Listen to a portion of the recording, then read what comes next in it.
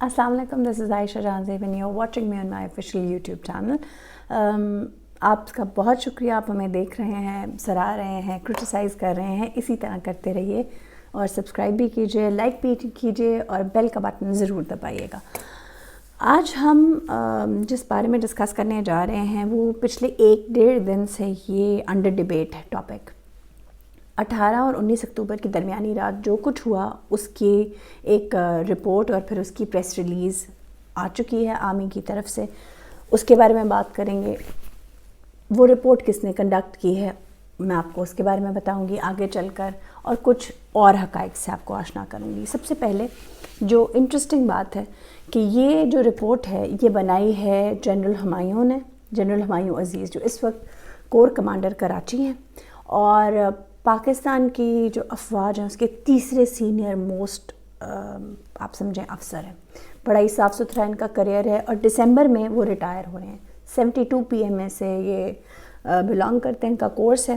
और कमर जावेद बाजवा उन और chairman chief of joint staff general Nadeem रज़ा के बाद he is the third most senior officer in Pakistan.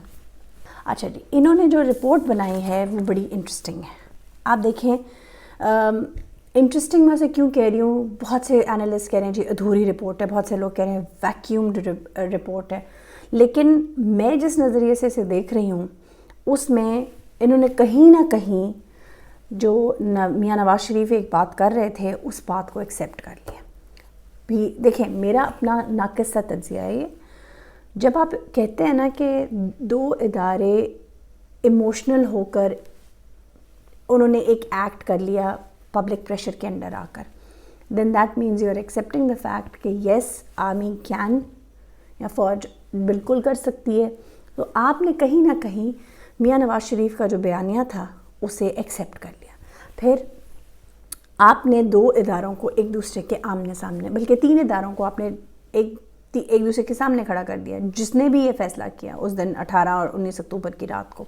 अब ये 3 इदारे ISI, रेंजर्स, पुलिस, ये सब मातहत इदारे हैं. इनमें से कोई भी पिलर्स ऑफ स्टेट नहीं है, लेकिन ये वो इदारे हैं जो हेल्प करते हैं लॉ इन्फोर्समेंट में ऑफ कोर्स और बॉर्डर सिक्योरिटी में. जब भी आपको ज़रूरत पड़ती है आपके फ़ौजी जवान जो हैं हेल्प के लिए आगे आ जाते हैं. लेकिन हुआ क्या कि 18 और 19 की रात को आपने इन तीनों इदारों को एक दूसरे के सामने खड़ा कर दिया, which is a very dangerous thing. फिर जो सबसे इम्पॉर्टेंट चीज़ है इस प्रेस रिलीज़ में, उसकी रिपोर्ट में, कि इस वाक़या हुआ है या नहीं हुआ उसे आपने वैक्यूम में छोड़ दिया. वो एक ना तो एक्सेप्ट किया है ना रिजेक्ट किया है, लेकिन ये कह दिया कि जी इसका पस मंज़र है. सो पस मंज़र में बात चली गई. तीसरी बहुत इंपॉर्टेंट बात यह है कि इस रिपोर्ट का आना और प्राइम मिनिस्टर साहब का कुछ अर्सा पहले इसे कॉमेडी कहना और उनके जितने हवारी हैं उन सब का इन्हें कॉमेडी कहना या ये वाक़या हुआ ही नहीं था, ये बहुत इंपॉर्टेंट है. हम 3 आदमी, मैंने कहा था अगवा हो गया, आपको नहीं पता. एक मासूम आदमी गिरफ्तार हो गया. अगवा कौन हुआ? अगवा हो IG सिंध को अगवा किया गया ना. मैं तो इसको कॉमेडी समझता हूँ. मैं तो ये जब सोचता हूँ मुझे हंसी आती है इसके ऊपर. जी साहब याद रखें, वफाक के नुमाइंदे हैं आप, वफाक के नुमाइंदे आप भी और चीफ सेक्रेटरी साहब आप भी. ये तमाशा नहीं चलेगा. मैं क्लियरली फेडरल गवर्नमेंट की तरफ से आपको वार्न कर रहा हूँ. IG साहब आपको भी ये सुबह होने से पहले FIR रजिस्टर होनी चाहिए, वरना मैं कैबिनेट में जाके अगली कैबिनेट मीटिंग को मैं उठाऊंगा आपको OSD बनाने की. रिस्पॉन्सिबल फॉर दिस हम इसको शामिल करेंगे कि पुलिस ने कैसे जाने दिया, पुलिस ने क्यों नहीं रोका. अब हम FIR कटा रहे, हमारा हक है. मेरी अब अर्ज सुन ले. फरमाइए. मेरी अर्ज ये है, मैं आपकी बात सुन के यहाँ आया हूँ अपनी ड्यूटी छोड़ के. ड्यूटी है, पकड़े इसको, जाके सफदर को पकड़ लेंगे, गिरफ्तार करें. और इस रिपोर्ट के आते ही बिलावल का इस रिपोर्ट को इंडोर्स करना और नवाज शरीफ का इस रिपोर्ट को रिजेक्ट करना. इससे पहले कि हम आगे बढ़कर रिपोर्ट को मैं आपके सामने उसका डाइसेक्शन करूं, मैं उससे पहले आपके जहन में कुछ सवालात डालना चाहती हूँ. पहला सवाल ये है कि court of inquiry general Qamar Javed Bajwa ने की, विच इज़ अ बड़ा ही आसान बात है कि जी पहली बार हुआ है कि लोगों ने शोर किया, बिलावल ने कहा और बिलावल के कहने पे इंक्वायरी हुई और रिपोर्ट भी आ गई. अच्छा जी, लेकिन ये क्या ये इंक्वायरी जनरल साहब की करनी बनती थी? ये किसका काम था? یہ وفاق کا کام تھا، کیونکہ آئی جی ڈائریکٹلی رپورٹ کس سے کرتا ہے؟ وفاق کو، یعنی پرائم منسٹر صاحب کا پریروگیٹو ہے کہ وہ تبدیلی کریں، تقرری کریں آئی جی میٹر کو. اگر کوئی ہینڈل کر سکتا تھا یا جسے کرنا چاہیے تھا وہ وفاق کو کرنا چاہیے تھا، پرائم منسٹر صاحب کو خود اس کی انکوائری کرانی چاہیے تھی. اگر انہوں نے نہیں کرانی تھی، کیونکہ آف کورس ان کے گریونسز ہیں نواز شریف فیملی کے ساتھ، تو انہیں یہ کرنا چاہیے تھا کہ وہ بڑھ کے اس انکوائری کا حصہ بنے، لیکن ایسا نہیں ہوا. اور جو پروونس کے اینڈ پہ جو غلطی ہے سب سے بڑی کہ یہ اغوا ہوا ہے یا نہیں ہوا، یہی بہت بڑا معمہ بن گیا.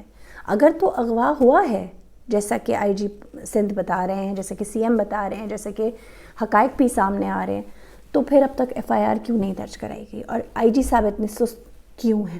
شروع میں پس منظر کا ذکر کیا جاتا ہے کہ جی کیونکہ 18 اکتوبر کو ایک واقعہ ہوا کراچی میں مزار قائد پر، اور وہاں پر بے حرمتی کی گئی مزار قائد کی، جس معاملے پر کارروائی ہونی چاہیے تھی، کیونکہ سندھ پولیس نے سست روی کی اور جو طرز عمل تھا وہ بہت ناقص تھا، ناکافی تھا. اس پرٹیکولر بات کے پس منظر میں جو آئی ایس آئی اور رینجرز کے جو فوجی جوان تھے، وہ ایک تو وہ نوٹس بھی کر رہے تھے اور وہ اسیس بھی کر رہے تھے. میں آپ کو اردو ٹرانسلیشن بتا رہی ہوں کہ وہ اسیس بھی کر رہے تھے اور نوٹس بھی کر رہے تھے کہ پولیس جو قانونی قواعد و ضوابط ہیں ان کے مطابق کام نہیں کر رہی، لہٰذا وہ اتنے انڈر پبلک پریشر ہو گئے، پبلک کے پریشر ان کا رد عمل دیکھ رہے تھے جو پبلک کا آ رہا تھا، اس کو مد نظر رکھتے ہوئے انہوں نے یہ اوور زیلس ہو کر یہ قدم اٹھا لیا کہ، اور وہ کیا قدم ہے اس کا کوئی ذکر نہیں ہے. اگین سارا کا سارا فوکس کدھر ہے؟ 18 اکتوبر 2020 کو جہاں مزار قائد پر بے حرمتی کی گئی، اسے ہائی لائٹ کیا جا رہا ہے بار بار، لیکن یہ نہیں کہا جا رہا کہ واقعہ ہوا کیا ہے. یعنی اس چیز کو ایکسیپٹ بھی کیا جا رہا ہے کہ دو افسران اس میں ثابت کیے گئے ہیں، وہ لوگ گئے تھے آئی جی صاحب کے گھر اور ان کو وہاں سے اٹھایا تھا، ان کو اٹھا کر سیکٹر کمانڈر کے پاس لے کر گئے تھے، اور وہاں کیا ہوا کوئی ڈیٹیلز ہمارے سامنے نہیں آئی. کس کا بیان ہوا، کون فوجی تھا، کیا نام تھا، نو بڈی نوز. یہ ضرور کہا گیا ہے کہ وہ جذباتی ہو گئے تھے، اوور زیلس ہو گئے تھے، ان پہ بہت پریشر تھا عوام کا. اب بہت سے سوال ادھر بھی اٹھتے ہیں کہ عوام کا پریشر بھئی منتخب نمائندوں پہ کیوں نہیں ہے، اور افواج پہ کیوں ہے عوام کا پریشر؟ افواج کا تو کام نہیں ہے کہ عوام کے پریشر کو فوکس کیا جائے. افواج اپنی پرفارمنس بیسٹ دے رہی ہے. ہماری جو افواج ہیں، ہماری جو فوج ہے، وہ بہترین کام کر رہی ہے سرحدوں کے اوپر. اور ایون جب بھی ہمیں سیلاب میں، جب بھی کوئی ٹیررسٹ ایکٹیویٹی ہوتی ہے، جب ضرورت پڑتی ہے، فوج سب سے پہلے حاضر ہوتی ہے، سب سے زیادہ جوان بھی شہید. ایک اور بڑا امپورٹنٹ پوائنٹ ہے، آئی ایس آئی اور رینجرز کے جو یہ آفیسرز تھے، یہ بڑے ذمہ دار تھے، بڑے اچھے افسر تھے. انہیں اندازہ ہونا چاہیے تھا کہ اس قسم کا کوئی کام نہیں کرنا چاہیے تھا، یا انہیں اتنا اوور زیلسلی ہو کر ایکٹ نہیں کرنا چاہیے تھا. انہیں ان کی ڈیوٹیز سے الگ کر دیا گیا ہے، اور باقی کی جو ان کی انکوائری ہے وہ ڈپارٹمنٹل ہوگی. اچھا جی، اب میرے کچھ سوال ہیں ان چیزوں کے اوپر. سوال یہ ہیں، ناؤ دا تھنگ از، سب سے امپورٹنٹ چیز یہ ہے کہ کیا آئی جی سندھ کوئی ٹٹو ٹیرا نہیں ہے جیسے سڑک سے اٹھا کے لے گئے اغوا کر لیا. وہ ایک انڈیپینڈنٹ ادارے کے اندر ایک ہیڈ ہے، یعنی آئی جی خود ایک ایسا نمایاں سا نظر آ رہا ہے. ایک سوال اٹھایا جا رہا ہے کہ اگر آئی جی صاحب کو ان کے گھر سے اٹھایا گیا تو اس کی سی سی ٹی وی فوٹیج ہونی چاہیے، وہ کیوں نہیں آ رہی؟ اگر بلاول بھٹو کہتے ہیں کہ آئی جی صاحب کے گھر کا گھیراؤ کیا گیا، تو اس گھیراؤ میں کون کون افسر تھے جو شامل تھے؟ اس میں پولیس کے، آئی ایس آئی کے، رینجرز کے کون سے افسر تھے جو شامل؟ الزام یہ لگایا جا رہا ہے اپوزیشن کی طرف سے، خاص طور پہ نواز شریف کی طرف سے، کہ یہ ایک کور اپ ہے رپورٹ، اور جو اصل لوگ ہیں، جو بڑے افسر ہیں، جونیئر افسران کو اسکیپ گوٹ بنایا جا رہا ہے. اور نواز شریف یہ کہتے ہیں کہ یہ رپورٹ قابل قبول نہیں ہے، it can not be accepted, so report rejected ان کی طرف سے آ گیا. یہ جو ریجیکٹڈ کا لفظ ہے یہ بہت معنی خیز ہے. اس کی ایک خاص وجہ بھی ہے. وہ وجہ یہ ہے کہ جب نواز شریف وزیر اعظم تھے تو حکومت کو ڈان لیکس کی انکوائری کروانی پڑی تھی، جس انکوائری کے لیے حکومت پر فوج کا پریشر بھی تھا، ظاہر سی بات ہے. جب یہ انکوائری مکمل ہوئی اور وزیر اعظم آفس سے اس انکوائری رپورٹ کا نوٹیفیکیشن جاری ہوا تو سابق D G I S P R نے میجر جنرل آصف غفور نے اس رپورٹ پر ایک ٹویٹ کیا تھا، اور اس ٹویٹ میں انہوں نے ڈان لیگز کی انکوائری رپورٹ کو نامکمل قرار دیا تھا اور یہ لفظ ریجیکٹڈ استعمال کیا تھا. Notification is rejected, report rejected کے لیے کہ جو اس ورڈز ہیں نا یہ استعمال کیے گئے ہیں.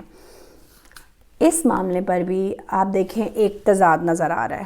ٹھیک ہے، دیر از اے ڈفرینس. بلاول کچھ اور کہہ رہا ہے اور میاں نواز شریف کچھ اور کہہ رہا ہے.